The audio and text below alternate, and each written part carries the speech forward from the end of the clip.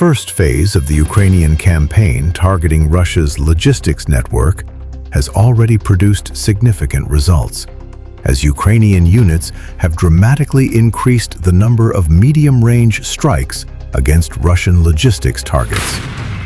Namely, one of Ukraine's special operations units recently conducted more than 500 strikes against Russian vehicles, convoys, and rear-area logistics assets in just 1 week.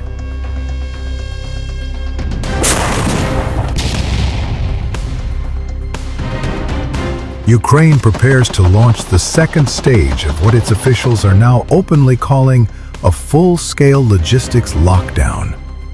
The Ukrainian command is now moving beyond disruption, preparing to strangle Russia's entire war machine through a logistics blockade on an unprecedented scale.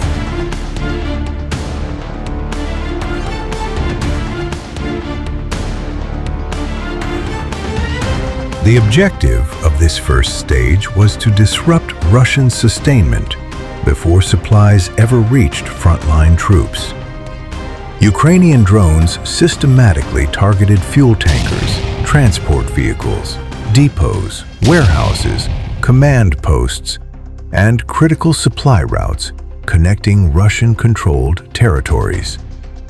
The campaign proved particularly effective along the Melitopol-Crimea highway, where destroyed vehicles created bottlenecks severe enough to force Russian convoys onto secondary roads throughout the Kherson region.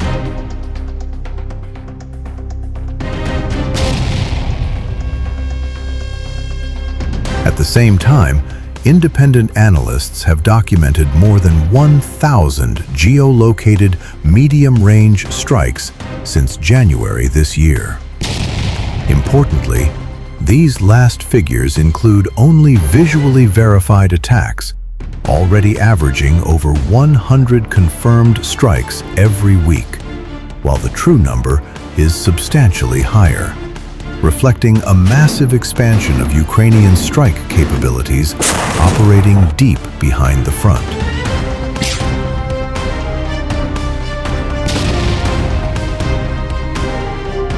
Russian military bloggers increasingly reported logistical difficulties, while occupied areas experienced growing fuel rationing and supply disruptions. The campaign successfully imposed a growing burden on Russian supply lines and contributed to the slowing of Russian offensive operations.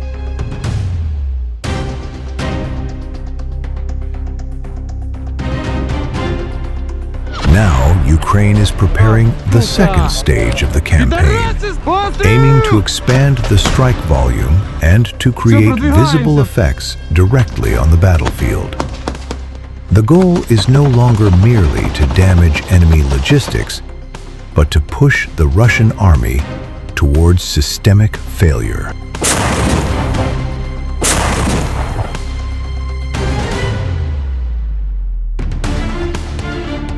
The second stage will be supported by an initial allocation of approximately $112 million directly to frontline units, while additionally launching a centralized campaign to produce and acquire large quantities of medium-range strike drones for the Army.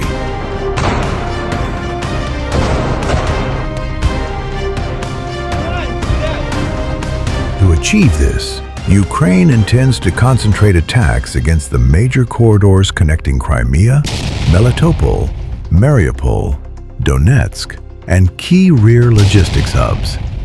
Fuel trucks, ammunition carriers, repair vehicles, engineering equipment, rail transfer stations, road junctions, bridges, and convoy assembly points are expected to remain priority targets. Rather than striking isolated vehicles, the Ukrainian army will increasingly aim to make entire transportation networks unreliable and dangerous.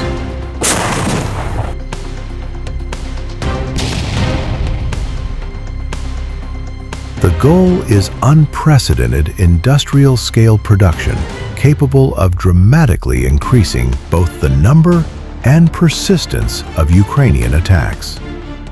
After using real battlefield data from the first stage of the campaign to improve them, new generations of AI-assisted drones such as Hornet, Bulava, Ram-X, FP1, and FP2 platforms are expected to form the backbone of the campaign.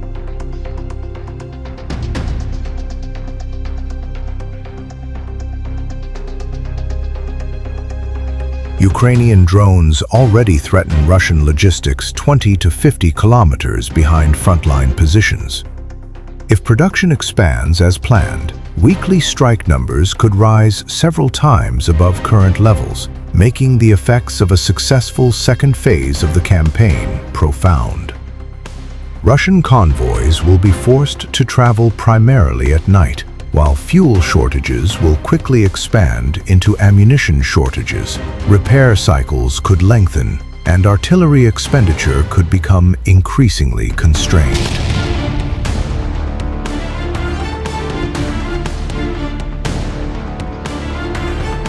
Operationally, Ukraine is building a self-sustaining strike cycle in which its reconnaissance drones locate targets, strike drones destroy air defenses and electronic warfare systems, and follow-up waves attack convoys, depots, command posts, and repair facilities.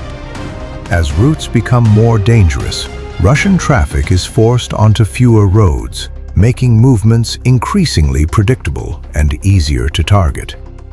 Over time, the goal is to make entire logistics corridors permanent death zones, stretching up to 200 kilometers behind the front.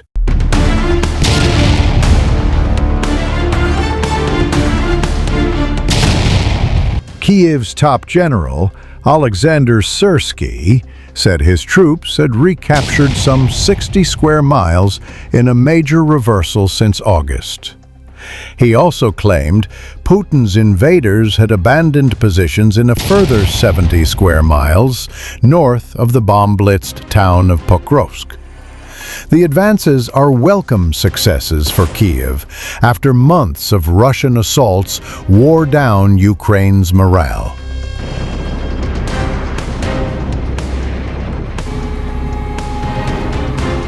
General Syrsky claimed Russian forces had suffered eye-watering losses, including 1,500 killed in action, another 1,000 wounded, and at least 12 main battle tanks destroyed.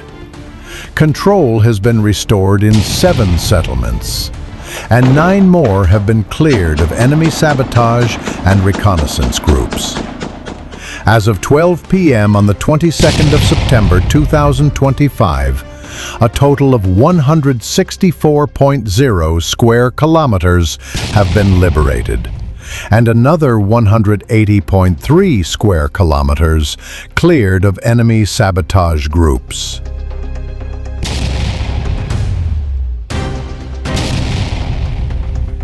Ukraine's President Zelensky announced the counterattack success last week. The fightback followed a shock Russian advance in August.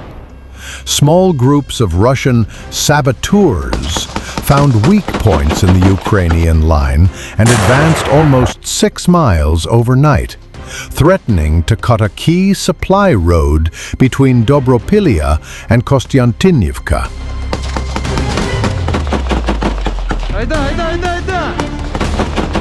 Ukraine's troops scrambled to contain the breakthrough and have now started to push them back. In the past 24 hours alone, the enemy have lost 65 servicemen, 43 of them killed in action, along with 11 pieces of equipment. The wrecked Russian kit included 4 artillery guns, 6 drones, and a quad bike which Russian troops used for assaults.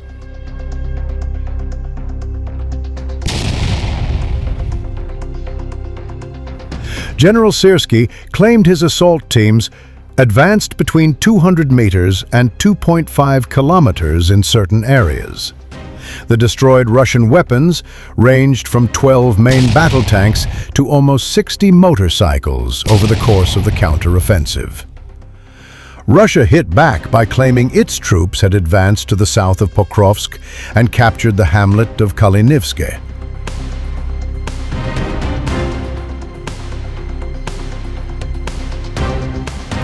A Ukrainian tank drove directly up to a Russian-occupied building and destroyed it with aimed fire, eliminating the assault troops inside. Tanks from Ukraine's 63rd Separate Mechanized Brigade completely destroyed a building occupied by Russian infantry in a close-range engagement, the 3rd Army Corps Press Service reported on the 18th of September.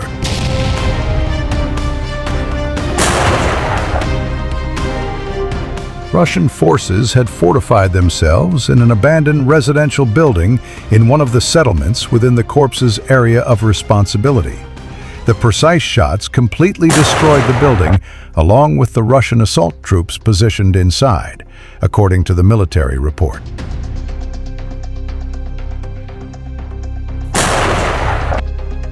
The engagement highlights the operational methods of the 3rd Army Corps, which incorporates the 3rd Separate Assault Brigade as its core unit. The formation also includes the 53rd, 63rd, and 63rd Separate Mechanized Brigades of the Armed Forces of Ukraine.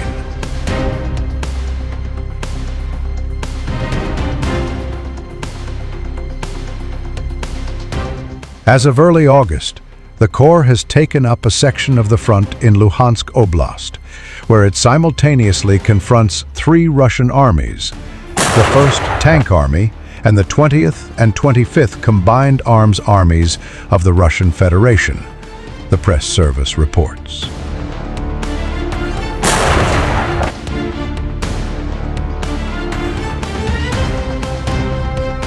The tank engagement demonstrates the tactical approach employed by Ukrainian armored units in urban combat situations, where Russian forces attempt to establish defensive positions in civilian infrastructure. The Russian motorcycle trooper was enjoying good fortune, it seemed. Riding fast along a well-traveled track threading across the no-man's land somewhere along the 1,100-kilometer front line of Russia's wider war on Ukraine, the bike soldier maneuvered toward a gap in a deep anti-tank trench the Ukrainians had prepared for just this scenario. The flat gap, a kind of earthen bridge, was a veritable door for attacking Russian vehicles. It was, in fact, a trap, and not the first one Ukrainian troops have sprung along the Russians' preferred routes as Russia's wider war on Ukraine grinds into its 43rd month.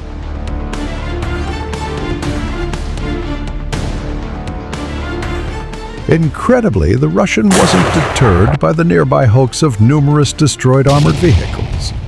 It's possible one alternative, trying to jump the trench, scared him more than the prospect of motoring across a possible kill zone.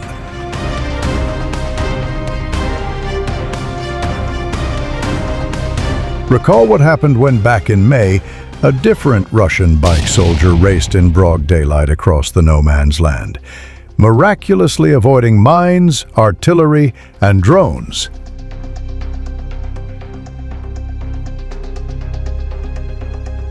That biker's luck held until he neared a long Ukrainian anti-tank trench, one without a convenient crossing. Apparently confident in his bike handling, the rider accelerated up the loose dirt piled up on the edge of the trench, clearly aiming to jump